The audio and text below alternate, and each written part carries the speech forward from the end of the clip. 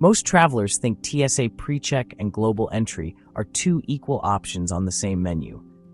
They're not. They live in different parts of the travel system. They answer different government questions. And once you see how the system is wired, the decision stops feeling like a gamble and starts feeling obvious. On the surface, they look similar. Government programs, faster lines, often bundled together by credit cards. But under the hood, they sit in a one-way hierarchy. One of these programs already contains the other. The problem is, that relationship is hidden behind agency boundaries, database IDs, and airline software you never see. That's why even smart, careful travelers can end up paying twice, or wondering if they chose wrong. Not because they were careless, but because the structure itself is invisible. To understand this, you have to separate your trip into two different checkpoints. There's the moment you leave, and there's the moment you come back. Those two moments happen in the same building, but they are run by different systems. First, departure. When you leave a US airport, you pass through a security checkpoint. That checkpoint exists to answer one question: is anything dangerous getting onto this plane?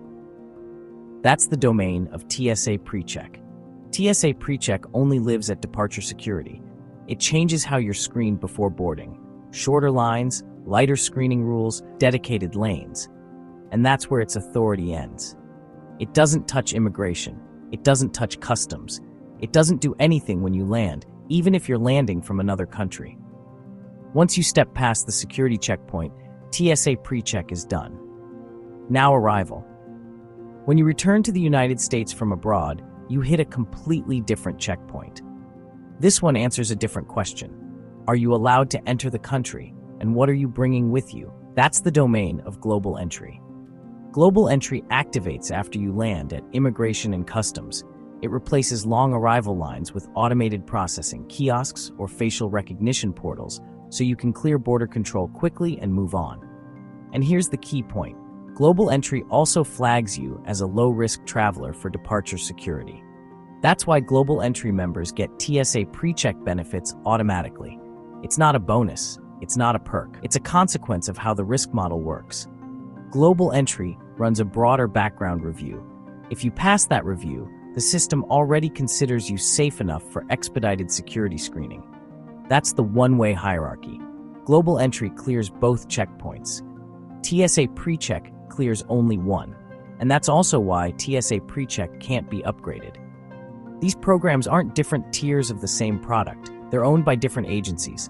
They live in different databases. They run different background checks. So if you start with TSA PreCheck and later realize you want Global Entry, the system doesn't see that as an upgrade. It sees it as a brand new application. At this point, it helps to clear up one more quiet misconception.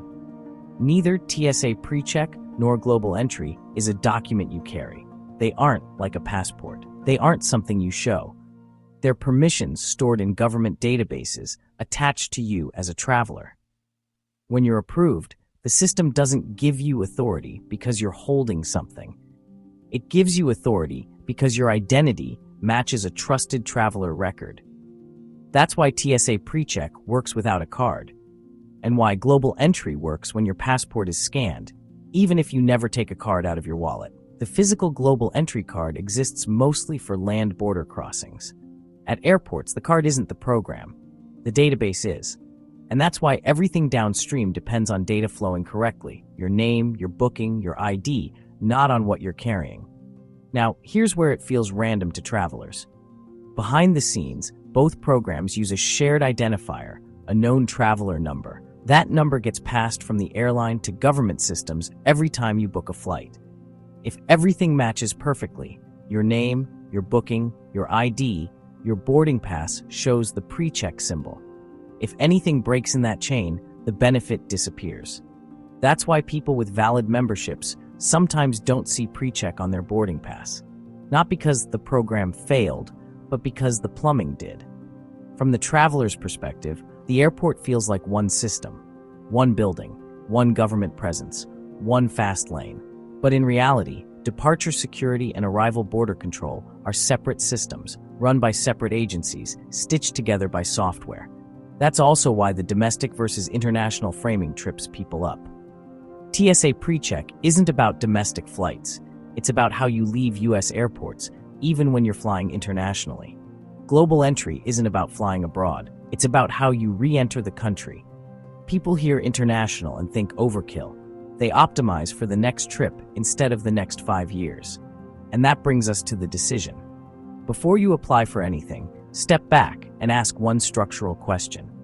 In the next 5 years, is there any chance you'll take at least one international trip to or from the United States? If the honest answer is yes, or even maybe, your travel pattern touches both checkpoints: departure security and arrival border control. In the system's logic, that points to the program that already covers both. If the honest answer is no, absolutely never, then your travel stays entirely inside the departure security system, and the narrower program is the only one that ever activates. That's it. This isn't about being a serious traveler. It's not about status, and it's not about getting the best deal. It's about understanding which parts of the travel infrastructure you'll actually interact with over the life of the membership. If this helped, please leave a like. It tells YouTube this is worth showing to other travelers. Subscribe for more calm, practical travel tech explanations, and leave a comment with any travel planning questions you've run into, especially the ones you wish someone had explained sooner. Thanks for joining me, and safe travels, wherever you're headed.